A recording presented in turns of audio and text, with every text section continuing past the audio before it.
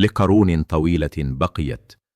المدينة الفاضلة حلما يلهم العقول، ولكن هل كان حلم أفلاطون ممكن التحقيق؟ أم كان مجرد صورة خيالية لعالم لا يوجد إلا في الفكر؟ دعنا نستمع إلى أصوات الذين جاءوا بعده، الذين نظروا إلى جمهوريته بعين النقد والتساؤل. أثارت جمهورية أفلاطون إعجاب الفلاسفة ونقدهم في آن واحد، فقد رأى فيها بعضهم صورة للعدالة المطلقة، ورآها آخرون نظاما مثاليا يستحيل تطبيقه في الحياة.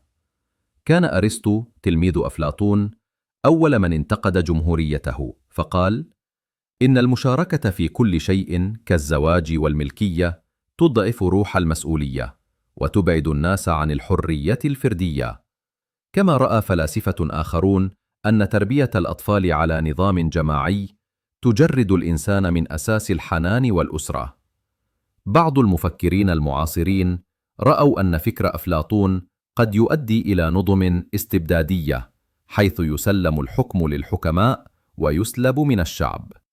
ولكن بين كل هذه النقود بقي صوت أفلاطون يهمس: إن العدالة لا توجد في القوانين فقط، بل في النفس التي تعرف مكانها وحدها.